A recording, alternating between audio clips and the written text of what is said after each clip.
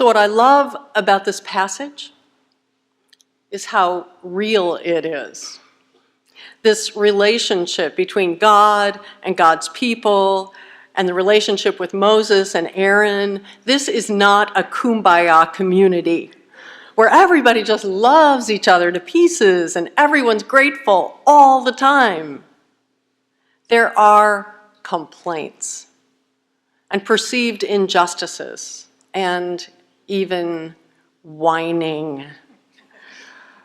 The people of God are not portrayed kindly, and they don't look on God too kindly either, or their leaders. But it's also real about how hard life can be.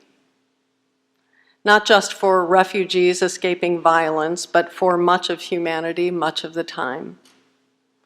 There are Egypts and deserts everywhere. Some of them are very personal, and some of them are wider in this world. And sometimes it's hard to trust that God will provide for our needs. It's just hard. Sometimes we can't see that God is already providing. And it's only in retrospect that we can look back and see the hand of God leading us and guiding us through all the highs and lows of our own lives.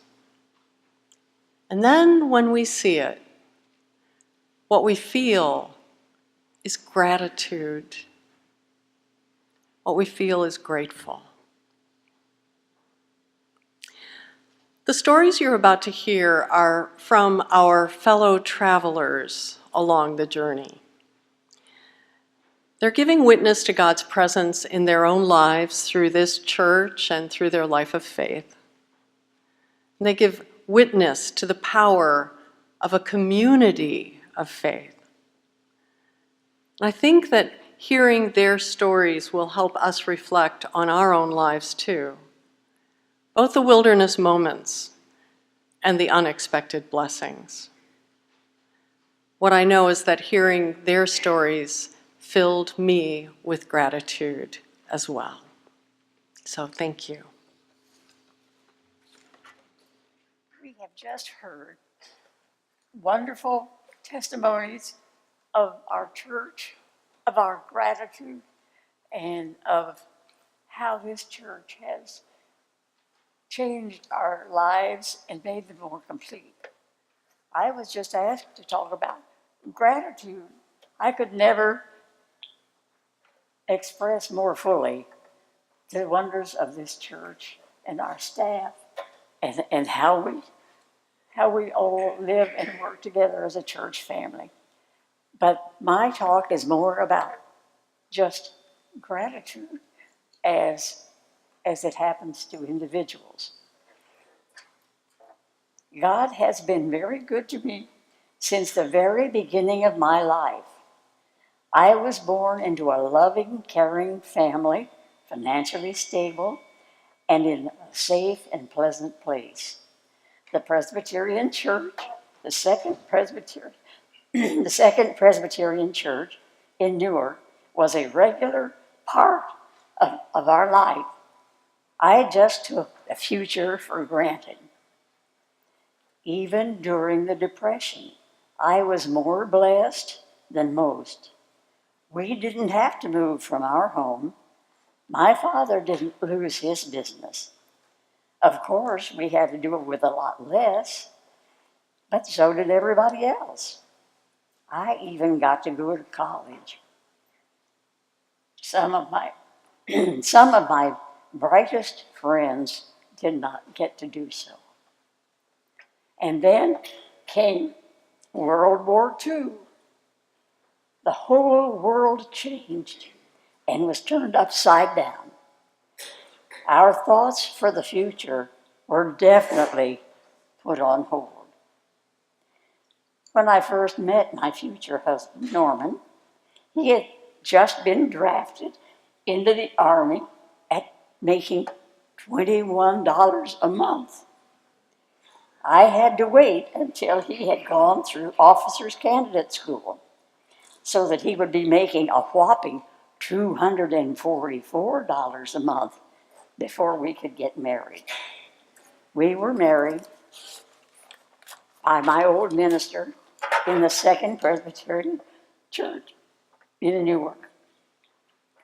Fortunately, Norman was stationed in many different places, but in this country for the first 2 years of our marriage. We were blessed with our first beautiful baby girl, Barbara, when we were stationed in Seattle. When the overseas orders finally came, he wanted Barbara and me to go to Waco, Texas, to be with his mother while he was gone.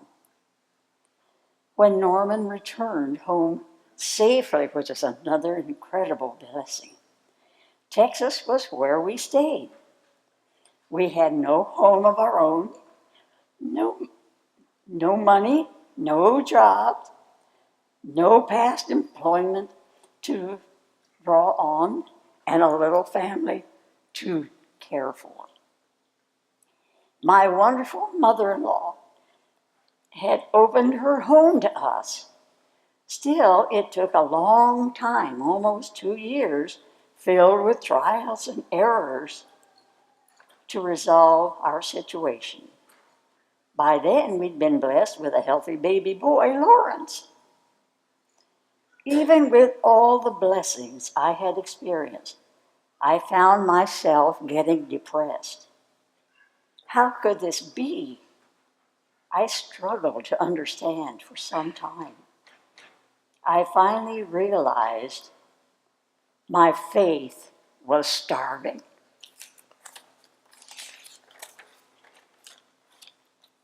In our unsettled Army life, we had not kept in contact with the church. I desperately needed renewing and strength and support.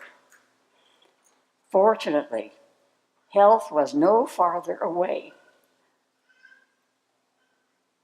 than the Waco Presbyterian Church in which my husband had grown up.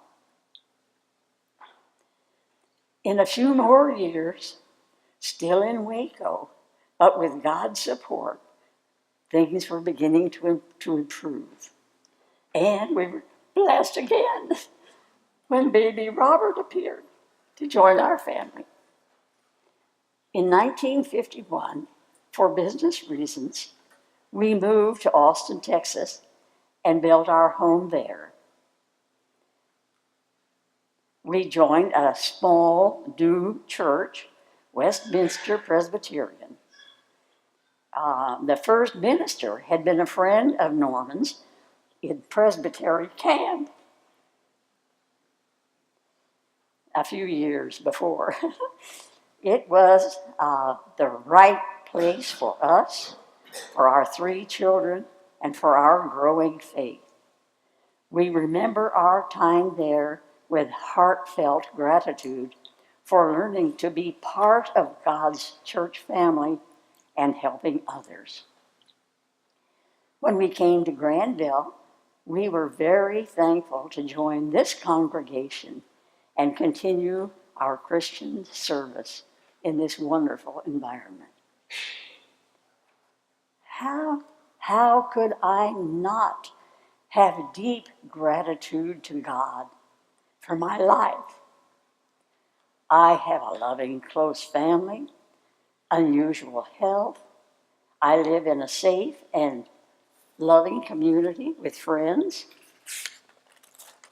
I have 6 grandchildren and 7 great-grandchildren. I have this church to give me support. My cup is running over with gratitude to God, to whom I could never give enough thanks. Thank you.